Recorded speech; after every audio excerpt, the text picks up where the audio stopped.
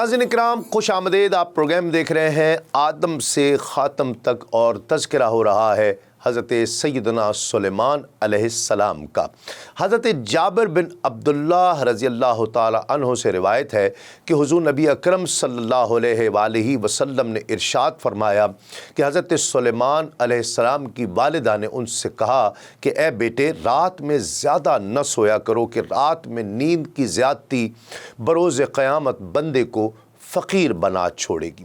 بعض صحابہ کرام سے مروی ہے کہ سلیمان علیہ السلام مختلف اوقات میں بیت المقدس جایا کرتے اور وہاں تنہائی میں بھی 1 سال 2 سال، کبھی 1-2 ماہ وغیرہ رہا بھی کرتے، اور کھانے کا بندوبست وہیں ہوا کرتا۔ جب آپ اس مرتبہ داخل ہوئے جس مرتبہ آپ کا انتقال ہوا، تو آپ جب بھی صبح کی وقت وہاں نماز ادا کیا کرتے تو ایک درخت سامنے اگ آیا کرتا، اور آپ اس سے اس کا نام پوچھتے اور یہ کہتے کہ تو کس لیے ہے، پھر اسے کٹوا دیتے، اور اگر وہ لگوانے کے لیے ہوتا تو کسی جگہ اسے لگوا دیا کرتے، اور اگر دوائی کے لیے ہوتا تو اس سے دوائی تیار کرایا کرتے۔ آپ اس طرح کرتے رہے یہاں تک کہ ایک روز خروق کا درخت سامنے اگا۔ آپ نے پوچھا تیرا نام کیا ہے؟ اس نے کہا خروق کا۔ آپ نے پوچھا تو کس لیے ہے؟ اس نے کہا کہ اس مسجد کو خراب کرنے کے لیے۔ سلیمان علیہ السلام نے کہا جب تک تم زندہ ہو اس مسجد کو کوئی خراب نہیں کر سکتا، تیرے چہرے پر میری موت اور بیت المقدس کا خراب ہونا لکھا ہے۔ آپ نے اسے کٹوایا اور اسے خراب قرار دیا۔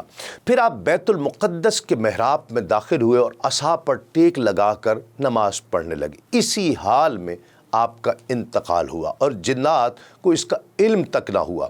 وہ اس ڈر سے کام کرتے رہے کہ کہیں آپ باہر نکل آئیں گے اور انہیں پوچھیں گے، سزا نہ دیں۔ یہ جنات محراب کے ارد گرد جمع ہوتے، اس کے 2 روشن دان آگے پیچھے تھے۔ جب کوئی جن کام چھوڑنا چاہتا تو محراب کے پاس آ کر کہتا کہ کیا میں اس میں داخل ہو کر دوسری جگہ سے نکل سکتا ہوں؟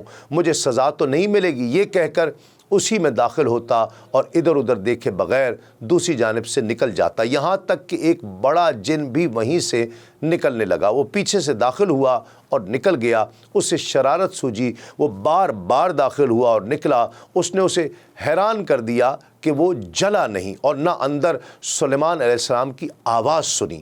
پھر وہاں سے اس نے سلیمان علیہ السلام کو جھانکا تو آپ مردہ ہو کر گر پڑے۔ اس نے یہ خبر تمام جنات کو سنا دی، انہیں کام چھوڑ دیا۔ انہیں معلوم نہ تھا کہ دیمک کتنے عرصے سے اسے چاٹتی رہی ہے۔ اس کو معلوم کرنے کے لیے انہوں نے عصا کو زمین پر رکھا اور اس پر دیمک چھوڑی اور دیکھا کہ ایک دن رات میں وہ کتنا کھاتی ہے۔ اس سے اندازہ لگا کر کہا کہ یہ تو 1 سال سے اس لکڑی کو چاٹ رہی تھی۔ پھر ان جنات نے دیمک سے کہا کہ اگر تو کھانا پسند کرتی ہے تو ہم تجھے بہترین کھانا دیتے ہیں، اور اگر پینا پسند کرتی ہے تو تجھے پینے کی بہترین چیز دیتے ہیں۔ اب تیرے منہ میں پانی اور مٹی ڈالیں گے۔ چنانچہ انہیں جہاں بھی دیمک ملتی اس کے منہ میں پانی اور مٹی ڈالتے۔ حضرت ابن مسعود رضی اللہ تعالی عنہما بھی کہتے ہیں کہ دیمک کے منہ میں جو مٹی اور پانی نظر آتی ہے یہ جنات کی وجہ سے ہے جو انہوں نے شکریہ کے طور پر اسے ڈالی تھی۔ ناظرین کرام، قرآن مجید میں مذکور انبیاء کرام میں سے حضرت سلیمان علیہ السلام کے بعد جن کا ذکر پاک آتا ہے وہ حضرت الیاس علیہ السلام، جو کہ حضرت ہارون علیہ السلام کی اولاد میں سے ہیں، بنی اسرائیل کی طرف رسول بن کر تشریف لائے اور انہیں تبلیغ و نصیحت فرمائی۔ قرآن مجید میں آپ علیہ السلام کا ذکر خیر سورۃ الانعام اور سورہ صافات 2 مقامات پر کیا گیا ہے۔ ابن کثیر کے مطابق آپ علیہ السلام کا مبارک نام الیاس ہے، اور آپ حضرت ہارون علیہ السلام کی اولاد میں سے ہیں۔ قرآن مجید میں آپ کا نام نامی الیاسین بھی مذکور ہے۔ یہ بھی الیاس کی ایک لغت ہے، جیسے سینا اور سینین دونوں طور سینا ہی کے نام ہیں، ایسے ہی الیاس اور الیاسین ایک ہی ذات کے نام ہیں۔ در حقیقت عرب کے یہاں قاعدہ ہے کہ وہ بہت سے ناموں کے آخر میں نون کا اضافہ کر دیتے ہیں اور دوسرے حروف سے بدل دیتے ہیں، جیسے اسماعیل کو اسماعین، اسرائیل کو ازرائیل اور الیاس کو الیاسین کہتے ہیں کہ اسے سلام علی آل یاسین بھی پڑھا گیا ہے، یعنی محمد کی آل پر صلی اللہ علیہ وآلہ وسلم سلامتی ہو، اور ابن مسعود وغیرہ حضرات نے اسے سلام علی ادراسین بھی پڑھا ہے۔ ڈاکٹر شاہد مختار لکھتے ہیں کہ حضرت الیاس جلاد کے علاقے میں پیدا ہوئے، آپ حضرت ہارون کی نسل سے تھے، آپ کو 3 ناموں الیاس، ایلیا اور ایلیجا سے پکارا گیا۔ الیاس ایک عجمی نام ہے جسے عرب میں الیاسین پکارا جاتا ہے۔ آپ کے والد کے نام کے بارے میں مختلف روایات میں طبقات ابن سعد میں باسین لکھا ہے، جبکہ ابن کثیر نے نسی رقم کیا ہے۔ قصص القرآن میں بیک وقت 2 نام آزر اور یاسین تحریر کیے گئے ہیں۔ آپ بنی اسرائیل کے اس قبیلے سے تعلق رکھتے تھے جو وفات موسیٰ و ہارون کے بعد شام کے علاقے لبنان میں آباد ہو گیا تھا، جہاں اب بھی بالبک کے قدیمی کھنڈرات موجود ہیں۔ یہ لوگ بالبک دیوتا کی پوجا کیا کرتے اور اس کے قدموں میں قربانی دیا کرتے تھے۔ حضرت الیاس صلی اللہ علیہ وسلم اپنی قوم کو بت پرستی سے منع فرمایا کرتے تھے۔ حافظ ابن کثیر بحوالہ محمد بن سعد روایت کرتے ہیں کہ سب سے پہلے جو نبی مبعوث ہوئے وہ ادریس ہیں، پھر نوح، پھر ابراہیم، پھر اسماعیل و اسحاق، پھر یعقوب، پھر یوسف، پھر لوط، پھر ہود، پھر صالح، پھر شعیب، پھر موسیٰ و ہارون، پھر الیاس النشبی ہیں۔ انہوں نے اس طرح نقل کیا ہے، مگر اس ترتیب میں آرڈر میں اشکال ہو سکتا ہے۔ علماء نسب فرماتے ہیں کہ یہ الیاس نشبی ہیں، اور ان کا نسب اس طرح بیان کیا جاتا ہے کہ الیاس بن فخاس بن ایزار بن ہارون، اور بعض لوگوں نے اسے یوں نقل کیا ہے کہ الیاس بن آزر بن ایزار بن ہارون بن عمران۔ علماء فرماتے ہیں کہ الیاس کو غربی دمشق کے ایک علاقے ملک کے رہنے والوں کی طرف رسول بنا کر بھیجا گیا۔ آپ نے ان کو توحید کی دعوت دی اور اپنے بال نامی بت کی عبادت سے منع فرمایا۔ بعض لوگ کہتے ہیں کہ بال ایک عورت کا نام تھا۔ اللہ بہتر جانتا ہے کہ پہلا قول زیادہ صحیح ہے یا بعد والا۔ اللہ رب العزت نے آپ علیہ السلام کو، حضرت الیاس علیہ السلام کو بہت سے معجزات عطا فرمائے، جیسے تمام پہاڑوں اور حیوانات کو آپ علیہ السلام کے لیے مسخر فرما دیا، آپ کو 70 انبیاء علیہ السلام کی طاقت بخش دی، غضب و جلال اور قوت و طاقت میں حضرت موسیٰ کے ہم پلہ بنایا۔ ناظرین کرام، تفسیر ساوی اور تاریخ طبری کے مطابق جب حزقیل کی وفات ہوئی تو بنی اسرائیل میں مختلف قسم کے واقعات رونما ہونے لگے، اور انہوں نے تورات میں کیا ہوا وعدہ بھی توڑ دیا اور بتوں کی پوجا شروع کر دی۔ تو پھر اللہ رب العزت نے ان کی طرف الیاس بن یاسین علیہ السلام کو مبعوث فرمایا۔ ابن اسحاق سے مروی ہے کہ جب اللہ رب العزت نے حزقیل کی روح کو قبض کیا اور بنی اسرائیل میں فسادات بڑھنے لگے، وہ اللہ سے کیا ہوا وعدہ بھول گئے، اور بدعملی اس حد تک بڑھی کہ انہوں نے اللہ رب العزت کی عبادت چھوڑ کر ایک بت کی پوجا کرنا شروع کر دی جس کا نام بال تھا۔ یہ بت سونے کا بنا ہوا تھا، اس کی لمبائی 20 گز تھی اور اس کے 4 منہ تھے۔ 400 خدمتگار اس بت کی خدمت کرتے تھے جنہیں ساری قوم بیٹوں کی طرح مانتی تھی۔ ابن جریر طبری لکھتے ہیں کہ الیاس علیہ السلام بنی اسرائیل کے احاب نامی بادشاہ کے ساتھ آئے، اس کی بیوی کا نام ازبل تھا، وہ آپ کی بات سنتا اور تصدیق کرتا تھا۔ الیاس علیہ السلام اس کے معاملات کو سلجھاتے تھے۔ اس وقت بنی اسرائیل خدا کو چھوڑ کر بال نامی بت کی پوجا کر چکے تھے۔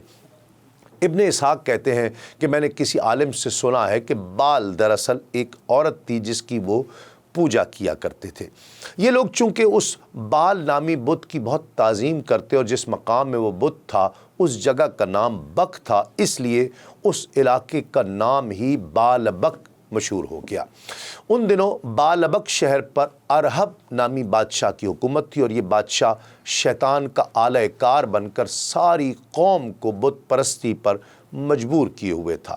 اس ماحول میں اللہ رب العزت نے حضرت الیاس علیہ السلام کو بالبک والوں کی طرف رسول بنا کر بھیجا، تو آپ نے انہیں نصیحت کرتے ہوئے ارشاد فرمایا، الا تتقون اتدعون بالا وتذرون احسن الخالقین اللہ ربکم و رب آبائکم الاولین، جب اس نے اپنی قوم سے فرمایا کیا تم ڈرتے نہیں، کیا تم بال بت کی پوجا کرتے ہو اور بہترین خالق کو چھوڑتے ہو، اللہ رب العزت جو تمہارا رب اور تمہارے اگلے باپ دادا کا رب ہے۔ تاریخ طبری میں ہے کہ الیاس علیہ السلام انہیں دین کی طرف بلاتے رہے اور انہوں نے ان کی کوئی بات نہ مانی سوائے اس بات کے جو بادشاہ کی طرف سے آیا کرتی، اور شام کے علاقے میں مختلف اور متفرق بادشاہ موجود تھے اور ہر بادشاہ ایک خاص علاقے پر قابض تھا۔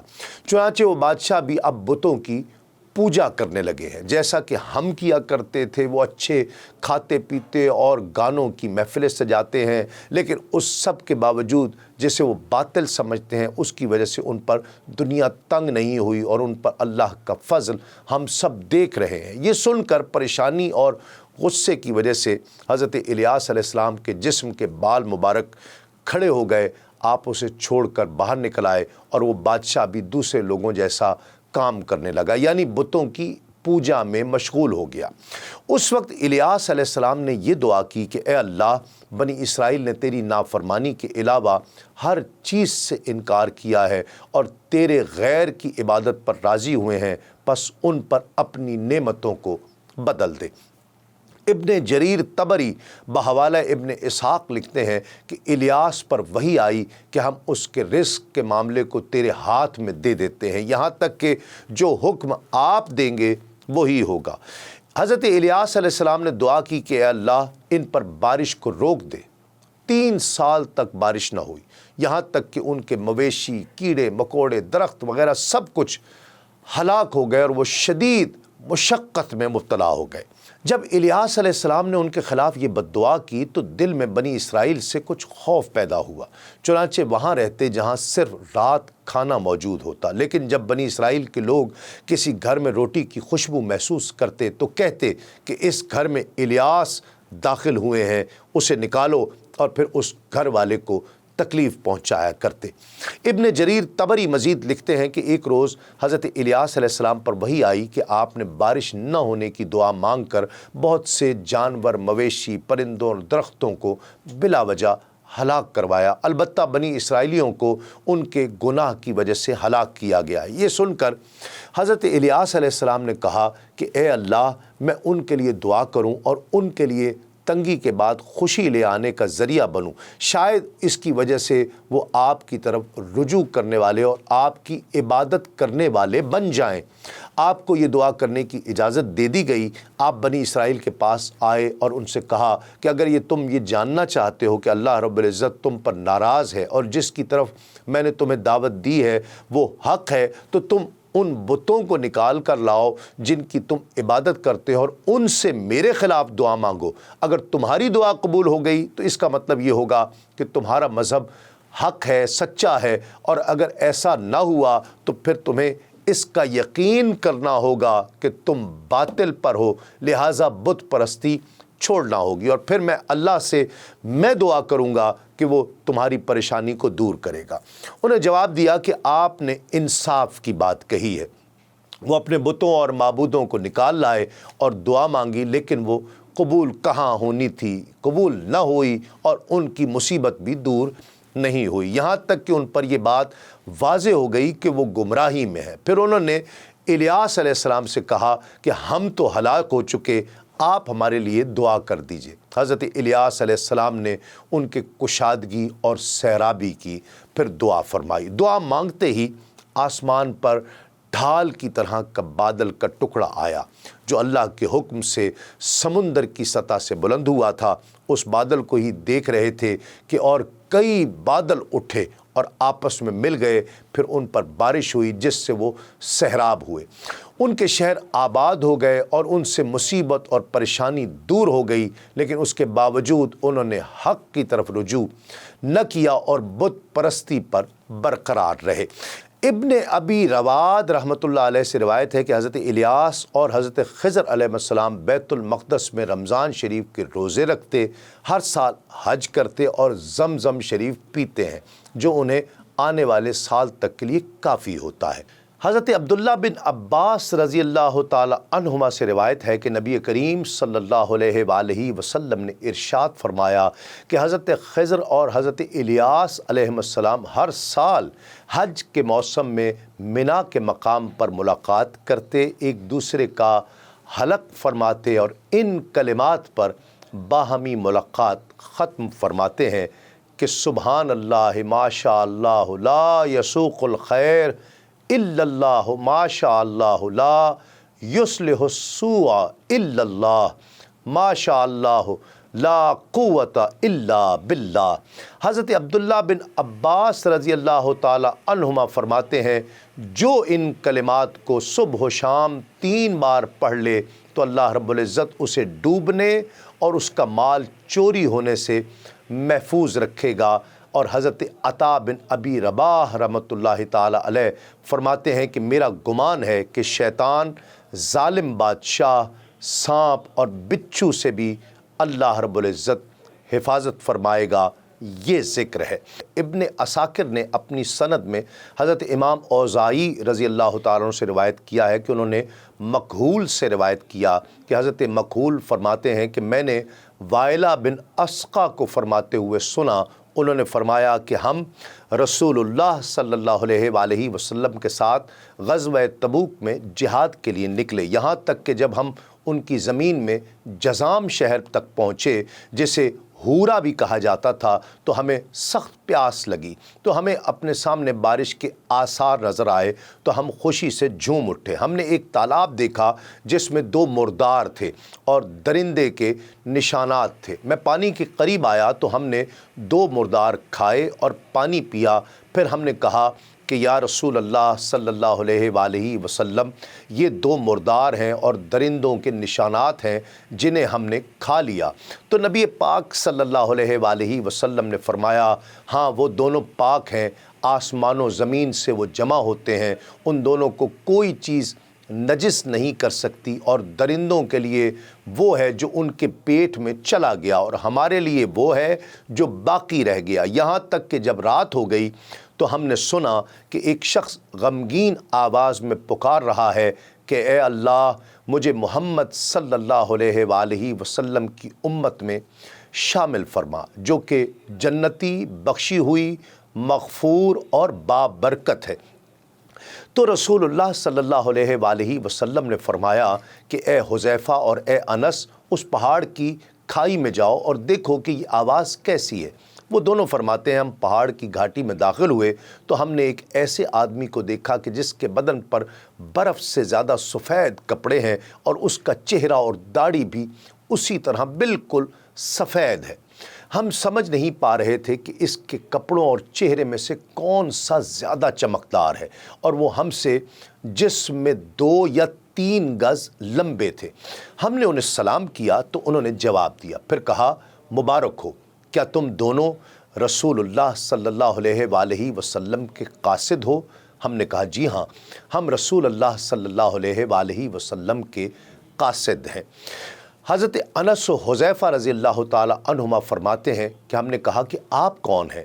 اللہ رب العزت آپ پر رحم فرمائے۔ انہوں نے کہا میں اللہ کا نبی الیاس ہوں، میں مکہ جا رہا تھا تو اچانک میں نے تمہارے لشکر کو دیکھا تو مجھ سے فرشتوں کی ایک فوج نے کہا جن میں سب سے آگے جبرائیل علیہ السلام اور پیچھے میکائیل علیہ السلام ہیں، یہ تمہارے بھائی رسول اللہ صلی اللہ علیہ وآلہ وسلم ہیں، ان کو سلام کرو اور ملاقات کرو۔ پھر حضرت الیاس علیہ السلام نے حضرت انس اور حضرت حذیفہ رضی اللہ تعالی عنہما سے فرمایا تم دونوں جاؤ اور میری جانب سے رسول اللہ صلی اللہ علیہ وآلہ وسلم کو سلام عرض کرنا اور ان سے کہنا کہ میں تمہارے لشکر میں شامل ہو جاتا، لیکن مجھے خوف ہے کہ میری لمبائی دیکھ کر اونٹ اور مسلمان لوگ ڈر جائیں گے، کیونکہ میرے جسم کی ساخت اور بناوٹ تمہارے جسم کی طرح نہیں ہے، اور نبی کریم صلی اللہ علیہ وآلہ وسلم سے یہ بھی عرض کرنا کہ وہ تشریف لائیں۔ حضرت حذیفہ و حضرت انس رضی اللہ تعالیٰ عنہما فرماتے ہیں کہ ہم نے ان سے مصافحہ کیا، پھر انہوں نے حضرت انس سے پوچھا کہ تمہارے ساتھ یہ کون ہے؟ حضرت انس نے عرض کیا کہ یہ حذیفہ بن یمان رسول اللہ صلی اللہ علیہ وآلہ وسلم کے صحابی ہیں۔ یہ سن کر حضرت الیاس علیہ السلام نے انہیں مبارکباد پیش کی اور فرمایا بخدا ان کا نام آسمان میں زمین سے زیادہ مشہور ہے، آسمان والے انہیں رازدار مصطفیٰ صلی اللہ علیہ وآلہ وسلم کے نام سے جانتے ہیں۔ حضرت حذیفہ نے عرض کیا کیا آپ فرشتوں سے ملاقات کرتے ہیں؟ فرمایا میں ہر روز ان سے ملاقات کرتا ہوں، وہ مجھ پر سلام بھیجتے ہیں اور میں ان پر سلام بھیجتا ہوں۔ پھر ہم نبی کریم صلی اللہ علیہ وآلہ وسلم کی جانب روانہ ہوئے تو وہ بھی ہمارے ساتھ چلنے لگے۔ جب ہم ایک گھاٹی کے قریب پہنچے تو دیکھا کہ ان کا چہرہ نور سے چمک رہا ہے اور ان کے کپڑوں اور چہرے کی روشنی سورج کی طرح نظر آتی ہے۔ جب ہم لشکر سے تھوڑا دور تھے تو رسول اللہ صلی اللہ علیہ وآلہ وسلم نے فرمایا اپنی جگہ ٹھہرے رہو۔ نبی کریم صلی اللہ علیہ وآلہ وسلم خود 40 قدم چل کر ہمارے پاس تشریف لائے اور حضرت الیاس علیہ السلام سے کھل کر معانقہ فرمایا۔ پھر دونوں حضرات بیٹھ گئے۔ حضرت حذیفہ و انس رضی اللہ تعالی عنہما فرماتے ہیں کہ اس وقت ہم نے دیکھا کہ اونٹوں کی برابر بڑے بڑے سفید پرندوں نے انہیں گھیر لیا، انہوں نے اپنے بازو پھیلا دیے اور نبی کریم صلی اللہ علیہ وآلہ وسلم اور حضرت الیاس علیہ السلام اور پھر ہمارے درمیان حائل ہو گئے۔ پھر نبی کریم صلی اللہ علیہ وآلہ وسلم واپس ہمارے پاس تشریف لائے تو آپ نے فرمایا اے حذیفہ و انس آگے بڑھو۔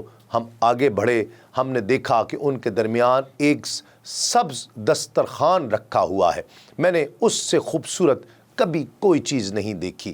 اس کا ہرا رنگ سفید رنگ پر غالب آ گیا تھا، اس کی وجہ سے ہمارے چہرے اور کپڑے بھی ایسے لگتا تھا کہ سبز ہو گئے ہیں، اور اس دسترخوان پر روٹی، انار، کیلا، انگور، پختہ کھجوریں اور سبزی، یہ سب کچھ تھا۔ نبی کریم صلی اللہ علیہ وآلہ وسلم نے ارشاد فرمایا اللہ کا نام لے کر شروع کرو۔ دونوں راوی فرماتے ہیں ہم نے عرض کیا یا رسول اللہ صلی اللہ علیہ وآلہ وسلم کیا یہ کھانا دنیا کا ہے؟ فرمایا نہیں۔ الیاس علیہ السلام نے فرمایا یہ میری 40 دن اور 40 راتوں کی غذا ہے جسے میرے پاس فرشتے لے کر آتے ہیں، اور یہ پورے 40 دن اور 40 راتوں کا کھانا ہے، اور یہ ایسی چیز ہے جس سے اللہ رب العزت فرماتا ہے ہو جا تو وہ ہو جاتی ہے۔ ہم نے کہا آپ کا ارادہ کہاں کا ہے؟ فرمایا میرا ارادہ رومیوں کے پیچھے جانے کا ہے۔ میں مسلمانوں کی فوج کے ساتھ فرشتوں کے لشکر میں تھا، انہوں نے کفار سے جنگ کی۔ ہم نے کہا یہاں سے اس جگہ کی مسافت اندازاً کتنی ہوگی جہاں پر آپ تھے؟ فرمایا 4 ماہ کی مسافت ہے، اور 10 دن پہلے میں ان سے جدا ہو چکا ہوں، اور اب میں مکہ مکرمہ جا رہا ہوں۔ میں ہر سال 1 مرتبہ پانی پیتا ہوں، اور وہ پانی آئندہ سال حج کے موسم تک میرے لیے کافی ہوتا ہے۔ ہم نے کہا آپ زیادہ تر اقامت کہاں اختیار فرماتے ہیں؟ فرمایا میں شام، بیت المقدس، مغرب اور یمن میں زیادہ رہتا ہوں، اور محمد رسول اللہ صلی اللہ علیہ وآلہ وسلم کی چھوٹی بڑی کوئی بھی مسجد ہو میں اس میں ضرور جاتا ہوں۔ ہم نے پوچھا کہ آپ کی ملاقات حضرت خضر علیہ السلام سے کب ہوتی ہے؟ فرمایا میری ملاقات ان سے ہر سال حج کے مہینے میں ہوتی ہے، اور انہوں نے مجھ سے کہا کہ آپ کی ملاقات اس بار محمد الرسول اللہ صلی اللہ علیہ وآلہ وسلم کے ساتھ مجھ سے پہلے ہوگی، میری جانب سے انہیں سلام عرض کرنا۔ الیاس علیہ السلام نے نبی پاک صلی اللہ علیہ وآلہ وسلم سے معانقہ کیا اور روئے، پھر ہم سے انہوں نے مصافحہ اور معانقہ کیا اور ہمارے ساتھ مل کر روئے۔ پھر ہم نے ان کو دیکھا تو وہ آسمان میں چڑھ گئے، گویا کوئی انہیں اٹھائے ہوئے ہے۔ پھر ہم نے نبی پاک صلی اللہ علیہ وآلہ وسلم کی بارگاہ میں عرض کیا یا رسول اللہ صلی اللہ علیہ وآلہ وسلم ہم نے ایک عجیب چیز دیکھی ہے کہ کہ الیاس علیہ السلام آسمان میں چڑھ گئے ہیں۔ نبی پاک صلی اللہ علیہ وآلہ وسلم نے ارشاد فرمایا وہ ایک فرشتے کے بازوؤں کے درمیان رہتے ہیں، جہاں چاہتے ہیں وہ انہیں لے جاتا ہے۔ حافظ ابن کثیر کے مطابق اس روایت میں یہ بھی منقول ہے کہ جب رسول پاک صلی اللہ علیہ وآلہ وسلم اور حضرت الیاس علیہ السلام ملے تو انہوں نے جنت کا کھانا کھایا، اور الیاس نے کہا کہ مجھے 40 روز میں ایک لقمہ کافی ہو جاتا ہے، اور دسترخوان پر روٹیاں، انار، انگور، کیلے، کھجور ہیں اور سبزیاں وغیرہ سب موجود تھی۔ یہ بھی مذکور ہے کہ جناب نبی پاک صلی اللہ علیہ وآلہ وسلم نے حضرت خضر علیہ السلام کے بارے میں دریافت فرمایا تو انہیں جواب دیا کہ پچھلے سال میں ان سے ملا تھا، انہوں نے مجھ سے کہا تھا کہ تم مجھ سے پہلے آپ سے ملو گے، لہٰذا میرا سلام عرض کرنا۔ تاریخ طبری اور تفسیر ساوی میں ہے کہ آپ علیہ السلام کی تبلیغ و نصیحت سے کچھ لوگ تو ایمان لے آئے اور دیگر افراد اپنے کفر و سرکشی پر قائم رہے۔ پھر گزرتے وقت کے ساتھ ساتھ شہر کا بادشاہ ارہب آپ علیہ السلام کا جانی دشمن بن گیا، اور اس نے آپ علیہ السلام کو شہید کر دینے کا ارادہ کر لیا۔ خطرہ محسوس ہونے پر آپ علیہ السلام نے خدا کے حکم سے شہر سے ہجرت فرمائی اور پہاڑوں کی چوٹیوں اور غاروں میں روپوش ہو گئے۔ 7 برس تک روپوشی کے عالم میں رہے، اور اس دوران جنگلی گھاس، پھولوں اور پھلوں پر زندگی بسر فرماتے رہے۔ بادشاہ نے آپ کی گرفتاری کے لیے بہت سے جاسوس مقرر کر دیے، لیکن اللہ کے فضل و کرم سے کوئی آپ تک نہیں پہنچ سکا۔ آخر ایک دن آپ علیہ السلام نے دعا مانگی کہ اے اللہ، مجھے ان ظالموں سے نجات اور راحت عطا فرما۔ آپ علیہ السلام پر وحی آئی کہ تم فلاں دن فلاں جگہ پر جاؤ اور وہاں جو سواری ملے بلا خوف اس پر سوار ہو جاؤ۔ چنانچہ آپ جب اس مقام پر پہنچے تو ایک سرخ رنگ کا گھوڑا کھڑا تھا۔ آپ علیہ السلام اس پر سوار ہو گئے اور گھوڑا چل پڑا۔ تو آپ علیہ السلام کے چچا زاد بھائی حضرت الیسع علیہ السلام نے آپ کو پکارا اور عرض کی کہ اب میں کیا کروں؟ یہ سن کر حضرت الیاس علیہ السلام نے اپنا کمبل ان پر ڈال دیا، اور یہ اس بات کی نشانی تھی کہ میں نے تمہیں بنی اسرائیل کی ہدایت کے لیے اپنا خلیفہ بنا دیا۔ پھر اللہ رب العزت نے حضرت الیاس علیہ السلام کو لوگوں کی نظروں سے اوجھل فرما کر کھانے پینے سے بے نیاز کر دیا، اور آپ کو فرشتوں کی جماعت میں شامل فرما لیا۔ ابن قتیبہ لکھتے ہیں کہ خدائے پاک نے الیاس علیہ السلام سے ارشاد فرمایا کہ تم مجھ سے کچھ مانگو کہ میں تم کو وہ چیز عطا کروں۔ الیاس علیہ السلام نے عرض کی اے پروردگار، تو مجھے زندہ اپنے پاس اٹھا لے اور موت کے ذائقے سے مجھ کو بری فرما دے۔ خداوند عالم نے انہیں 2 پر عطا فرما کر اپنی جانب اٹھا لیا، اور انہیں زمین و آسمان دونوں مقامات میں سکونت بخشی۔ وہ فرشتوں کی طرح ملائکہ کے ساتھ اڑا کرتے ہیں۔ جبکہ حافظ ابن کثیر بسنت حضرت کعب احبار روایت کرتے ہیں کہ الیاس اپنی قوم کے بادشاہ سے 10 سال تک دم کے نیچے ایک غار میں چھپے رہے، یہاں تک کہ اللہ پاک نے اس بادشاہ کو ہلاک کر دیا اور اس کی جگہ ایک دوسرا آدمی حکمران ہوا۔ الیاس علیہ السلام اس کے پاس آئے اور اسلام کی دعوت پیش کی تو اس نے اسلام قبول کر لیا، اور اس کی قوم کے بہت سارے لوگ بھی اسلام لے آئے۔ صرف 10,000 آدمی مسلمان نہ ہوئے تو الیاس علیہ السلام نے حکم دے کر سب کو قتل کروا دیا۔ اور حافظ ابن کثیر مزید بسند ابن ابی دنیا روایت کرتے ہیں کہ الیاس علیہ السلام اپنی قوم سے دوڑ کر 20 راتیں یا 40 راتیں ایک پہاڑ کی غار میں چھپے رہے، اور کوے ان کے پاس ان کے لیے خوراک لایا کرتے تھے۔ پہلے نبی سے آخری نبی تک میں بحوالہ تفسیر روح المعانی تحریر ہے کہ حضرت الیاس علیہ السلام جب روپوش ہو گئے تو حکومت کی طرف سے آپ کی گرفتاری پر ایک بہت بڑے انعام کا اعلان کیا گیا۔ چپا چپا پر جاسوسی کے جال پھیلا دیے گئے اور بڑی مستعدی کے ساتھ آپ کی تلاش کی گئی۔ آپ کو 8 برس تک مسلسل تلاش کیا گیا، لیکن آپ کا کہیں کوئی سراغ نہ ملا۔ آپ سے متعلق یہ بھی کہا جاتا ہے کہ آپ نے آب حیات پی کر عمر جاوداں پائی ہے اور آپ خشکی میں بھولے بھٹکوں کو راستہ دکھاتے ہیں۔ آپ کے بعد آپ کے شاگرد اور چچا زاد حضرت الیسع علیہ السلام آپ کے نائب اور خلیفہ بنے۔ مکحول حضرت کعب سے روایت کرتے ہیں کہ 4 انبیاء زندہ ہیں، 2 زمین میں حضرت الیاس، حضرت خضر، اور 2 آسمان میں ادریس اور حضرت عیسیٰ علیہ السلام۔ ناظرین کرام، آج کے پروگرام میں ہم نے ذکر کیا کہ حضرت سلیمان علیہ السلام کا مریضوں اور یتیموں کے ساتھ رویہ کیسا رہا۔ آپ علیہ السلام کے دربار میں بیٹھے ہوئے شخص کا ملک الموت کیوں تعجب سے اسے دیکھ رہے تھے۔ جب 2 عورتوں میں سے ایک کے بچے کو بھیڑیا کھا گیا تو ان کی لڑائی کا فیصلہ حضرت سلیمان علیہ السلام نے کس طرح فرمایا۔ دوران نماز جب شیطان نبی کریم صلی اللہ علیہ وآلہ وسلم کو تنگ کرنے آیا تو آپ صلی اللہ علیہ وآلہ وسلم نے کیا فرمایا۔ حضرت سلیمان علیہ السلام بعد از وصال کتنا عرصہ لاٹھی کے سہارے کھڑے رہے اور جنات کو پتہ تک نہ چلا۔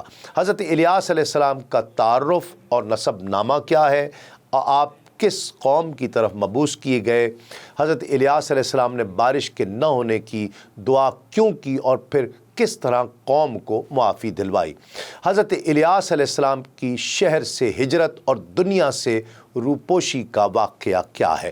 ناظرین کرام، گزشتہ پروگرام میں ہم نے تذکرہ کیا تھا کہ ملکہ سبا کی شادی کس طرح اور کس سے ہوئی اور قرآن مجید میں آپ کا تذکرہ کس انداز میں آیا ہے۔ حضرت سلیمان علیہ السلام کے امور سلطنت کا تذکرہ قرآن مجید میں کس انداز میں آیا۔ حضرت سلیمان علیہ السلام نے بیت المقدس کی تعمیر کے وقت کیا دعا فرمائی تھی۔ حضرت سلیمان علیہ السلام نے اہل دنیا پر کتنے برس تک حکمرانی فرمائی۔ ہیکل سلیمانی کیا ہے، اسے تعمیر کیوں کیا گیا اور کون کون سے 3 حصوں میں ہیکل سلیمانی کو تقسیم کیا گیا۔ مسجد اقصیٰ سے متعلق یہود اور مسلمانوں کا باہمی تنازع کیا ہے۔ حضرت سلیمان علیہ السلام کے کون سے مشوروں پر عمل پیرا ہو کر ملک کی معیشت کے حالات بہتر کیے۔ سیدون نامی ملک کے بادشاہ کی بیٹی کے ساتھ نکاح کے بعد آپ کس طرح کی آزمائش میں مبتلا ہوئے اور کس طرح استغفار کی تو آپ کی توبہ قبول ہوئی۔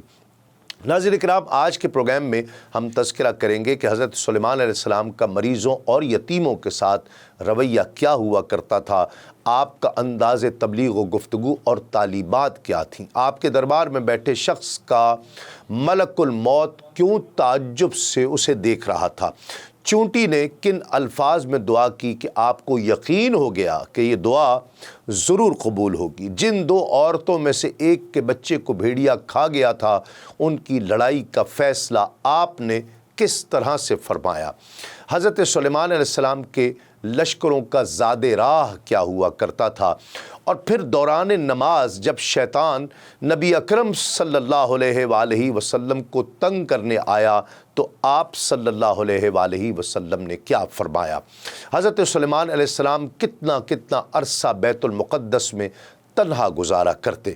حضرت سلیمان علیہ السلام بعد از وصال کتنا عرصہ لاٹھی کے سہارے کھڑے رہے اور اس کا جنات کو اندازہ تک نہ ہو سکا۔ جنات نے دیمک کو کیا انعام دیا اور حضرت الیاس علیہ السلام کا تعارف اور نسب نامہ کیا ہے، یہ بھی تذکرہ ہم آج کریں گے، اور آپ کس قوم کی طرف مبعوث کیے گئے۔ بالابک کی حقیقت کیا ہے، حضرت الیاس علیہ السلام نے بارش کے نہ ہونے کی دعا کیوں کی اور پھر کس طرح قوم کو معافی دلوائی۔ حضرت الیاس علیہ السلام کی حضور نبی اکرم صلی اللہ علیہ وآلہ وسلم کے ساتھ ملاقات کی رویداد کیا ہے، اور حضرت الیاس علیہ السلام کے شہر سے ہجرت اور دنیا سے روپوشی کا واقعہ کس طرح ہے۔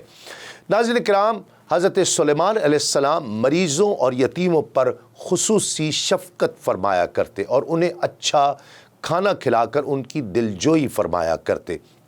چنانچہ حضرت ابو عمران الجونی رضی اللہ تعالیٰ عنہ سے مروی ہے کہ حضرت سلیمان علیہ السلام کوڑ کے مریضوں اور یتیموں کو اچھا کھانا کھلاتے جبکہ خود آپ جو کھانا پسند فرمایا کرتے۔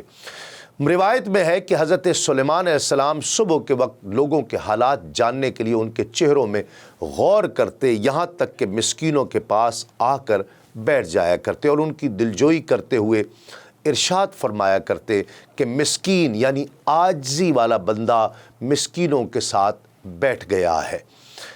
آپ علیہ السلام پرمغز اور حکمت آمیز گفتگو فرمایا کرتے۔ آپ علیہ السلام نے فرمایا ہم نے زندگی کی سختی اور نرمی کو جانچا تو سمجھ لیا کہ تھوڑی زندگی ہی کافی ہے۔ آپ نے ایک اور مقام پر فرمایا اگر گفتگو چاندی ہے تو خاموشی سونا ہے۔ آپ سے منسوب ایک اور فرمان یہ ہے کہ ہمیں وہ عطا کیا گیا جو لوگوں کو دیا گیا اور وہ بھی جو انہیں نہیں دیا گیا، اور ہمیں وہ علم دیا گیا جو لوگوں کو سکھایا گیا اور وہ علم بھی جو انہیں نہیں سکھایا گیا، تو ہم نے 3 چیزوں سے زیادہ افضل کوئی چیز نہیں پائی۔ پہلی یہ کہ غضب و رضا دونوں حالتوں میں حلم و بردباری کا مظاہرہ کرنا چاہیے، فقیری اور مالداری دونوں حالتوں میں میانہ روی اختیار کرنی چاہیے، اور تیسری کہ پوشیدہ اور اعلانیہ ہر حال میں اللہ رب العزت سے ڈرتے رہنا چاہیے۔ حضرت سلیمان علیہ السلام اپنی اولاد کی تربیت پر خصوصی توجہ کرتے اور گاہے بگاہے انہیں نصیحت کرتے رہا کرتے۔ چنانچہ آپ علیہ السلام نے اپنے ایک فرزند کو جو نصیحتیں فرمائی ان میں سے ہم چند کا تذکرہ کرتے ہیں کہ اے میرے بیٹے خوف خدا تجھ پر لازم ہے کیونکہ یہ ہر چیز کی انتہا ہے۔ اے میرے بیٹے تو اس وقت تک کسی بھی کام کو ختم نہ کر جب تک کہ تو اپنے رہنما سے مشورہ نہ کر لے، اور اے میرے بیٹے اپنی گھر والی کے خلاف زیادہ یعنی حکم شرع سے زیادہ غیرت مت کرنا کہ اس کی ذرا سی بھی کوئی برائی دیکھی تو اس پر برائی کی تہمت لگا دی جائے، اگرچہ اس سے پاک ہی ہو، اور زیادہ مت ہنسنا کہ زیادہ ہنسنا عقل مند شخص کے دل کو کمزور کر دیتا ہے، اور اللہ رب العزت کے خوف کو لازم پکڑ لو کہ وہ ہر شے پر غالب ہے۔ اور اے میرے بیٹے شیر اور زہریلے سانپ کے پیچھے تو چل لینا لیکن کسی عورت کے پیچھے نہ چلنا۔ یہ فرمان عورت کی برائی کے طور پر نہیں ہے بلکہ عورت اور اپنے نفس کی حفاظت کے طور پر ہے کہ شیر وغیرہ سے تو آدمی ڈرتا اور بچتا ہے، لیکن عورت کے پیچھے چلتے ہوئے اس کے اعضاء پر نظر پڑے تو شیطان گندے خیالات دل میں ڈال کر بہکا سکتا ہے۔ اے میرے بیٹے مسکینی کی حالت میں گناہ زیادہ قبیح ہے، ہدایت کے بعد گمراہی بہت فتی ہے، اور ان سے زیادہ قبیح وہ شخص ہے جو عبادت کیا کرتا تھا اور اب اس نے اپنے رب کی عبادت کرنا چھوڑ دی ہے۔ اے میرے بیٹے غصے کی کثرت سے بچتے رہنا کیونکہ غصے کی کثرت ہر بردبار شخص کے دل کو راہ حق سے ہٹا دیتی ہے۔ الزہد لأحمد میں ایک واقعہ بیان ہوا ہے کہ ایک مرتبہ ملک الموت حضرت سلیمان علیہ السلام کی بارگاہ میں حاضر ہوئے اور آپ کے پاس بیٹھے ہوئے افراد میں سے ایک شخص کی طرف مسلسل دیکھنا شروع کیا اور مسلسل اسے دیکھتے ہی رہے۔ جب وہ تشریف لے گئے تو اس شخص نے حضرت سلیمان علیہ السلام سے عرض کی یہ کون تھے؟ فرمایا یہ ملک الموت تھے۔ عرض کی آپ نے غور کیا کہ وہ مجھے ایسے دیکھ رہے تھے جیسے میری ہی روح قبض کرنا چاہتے ہو۔ فرمایا تو پھر تو کیا چاہتا ہے؟ عرض کیا میں چاہتا ہوں کہ ہوا مجھے اٹھا کر ہند کی سرزمین میں ڈال دے۔ آپ علیہ السلام نے ہوا کو حکم دیا تو اس نے اسے اٹھا کر سرزمین ہند میں ڈال دیا۔ اس کے بعد دوبارہ ملک الموت بارگاہ سلیمان میں حاضر ہوئے تو آپ علیہ السلام نے فرمایا تم میرے ساتھیوں میں سے ایک شخص کی طرف مسلسل دیکھ رہے تھے، کیا اس کی کوئی خاص وجہ تھی؟ عرض کی اسے دیکھ کر مجھے تعجب ہو رہا تھا کیونکہ مجھے تو یہ حکم دیا گیا تھا کہ تھوڑی دیر میں ہند کی سرزمین میں اس کی روح قبض کروں، لیکن وہ تو آپ کی بارگاہ میں حاضر تھا۔ حضرت ابو صدیق ناجی رحمۃ اللہ علیہ سے مروی ہے کہ حضرت سلیمان علیہ السلام بارش کی دعا کے لیے باہر نکلے تو آپ علیہ السلام نے ایک چونٹی دیکھی جو اپنے پاؤں آسمان کی طرف اٹھائے کہہ رہی تھی کہ اے اللہ میں بھی تیری مخلوق میں سے ایک مخلوق ہوں اور ہم تیرے رزق سے بے نیاز نہیں ہو سکتے، پس تو ہمیں دوسروں کے گناہوں کے سبب ہلاک نہ فرما۔ حضرت سلیمان علیہ السلام نے یہ دیکھ کر فرمایا کہ واپس لوٹ چلو، اس چوٹی کی دعا سے ضرور اب بارش برسے گی۔ آپ کے ایک فیصلے کا ذکر حدیث پاک میں بیان ہوا کہ رسول اللہ صلی اللہ علیہ وآلہ وسلم نے ارشاد فرمایا کہ دو عورتیں تھیں جن کے ساتھ ان کے بچے تھے۔ بھیڑیا ایک کا بچہ لے گیا، اس کی ساتھ والی بولی کہ بھیڑیا تیرا بچہ لے گیا ہے، اور دوسری نے کہا کہ تیرا بچہ لے گیا ہے۔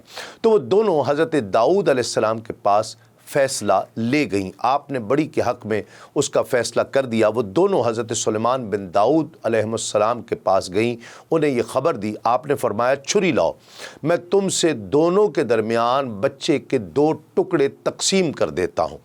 تو چھوٹی بولی اللہ آپ پر رحمت فرمائے، یہ نہ کریں، یہ اس بڑی کا بچہ ہے۔ تب آپ نے چھوٹی کے حق میں اس کا فیصلہ کر دیا۔ تاریخ یعقوبی میں ہے کہ حضرت سلیمان علیہ السلام فیصلوں کے لیے بیٹھا کرتے تھے اور بنی اسرائیل کے درمیان فیصلے کیا کرتے، اور وہ آپ کے فیصلوں اور عادلانہ فیصلوں اور آپ کی باتوں اور آپ کے خوبصورت الفاظ سے حیران ہوا کرتے تھے۔ حضرت سلیمان علیہ السلام کے جرنیل، وزراء، کاتبین اور وکیل بھی تھے۔ آپ کا وزیر زابود بن ناتان تھا، اور آپ کی جنگوں کا سالار جس کا نام بنایا بن بوپارغ تھا، اور آپ کا خزانچی ابیشار تھا، اور ٹیکس پر ادونیرام بن ابدا تھا، اور آپ کے اخراجات کے 12 وکیل تھے۔ ہر وکیل 1 ماہ کے اخراجات کا ذمہ دار ہوا کرتا تھا، اور آپ کے اخراجات بنی اسرائیل کے قبائل پر ہوتے تھے، اور آپ کا روزانہ کا راشن میدے کے 30 کرہ اور خشک آٹے کے 60 کرہ اور 10 چارہ کھانے والے بیل اور 100 مینڈھا تھا، اور آپ کے 40,000 جانوروں کے تھان تھے جہاں آپ کے چوپائے بندھے ہوا کرتے تھے، اور آپ گھوڑوں کو بہت پسند فرمایا کرتے تھے، اور اللہ رب العزت نے ان کے بارے میں آپ کا واقعہ بھی بیان کیا ہے۔ حضرت ابو ہریرہ رضی اللہ تعالیٰ عنہ سے روایت ہے کہ نبی اکرم صلی اللہ علیہ وآلہ وسلم نے ارشاد فرمایا کہ گزشتہ رات مجھ پر ایک سرکش جن حملہ آور ہوا تاکہ وہ میری نماز منقطع کر دے، تو اللہ رب العزت نے مجھے اس پر قدرت عطا کی اور میں نے اسے قابو کر لیا۔ پھر میں نے ارادہ کیا کہ اسے مسجد کے ستونوں میں سے ایک ستون کے ساتھ باندھ دوں تاکہ تم سب اسے دیکھو، مگر مجھے میرے بھائی حضرت سلیمان علیہ السلام کی دعا یاد آ گئی کہ اے میرے رب، مجھے بخش دے اور مجھے ایسی سلطنت عطا فرما جو میرے بعد کسی کو لائق نہ ہو، تو میں نے اس جن کو ناکام واپس کر دیا۔ حضرت ابو درداء رضی اللہ تعالیٰ عنہ فرماتے ہیں کہ نبی اکرم صلی اللہ علیہ وآلہ وسلم نماز پڑھنے کھڑے ہوئے تو ہم نے آپ کو یہ فرماتے ہوئے سنا کہ میں تجھ سے اللہ کی پناہ مانگتا ہوں۔ پھر فرمایا کہ میں 3 بار تجھ پر اللہ کی لعنت کرتا ہوں۔ پھر اپنا ہاتھ بڑھایا جیسے کوئی چیز پکڑ رہے ہوں۔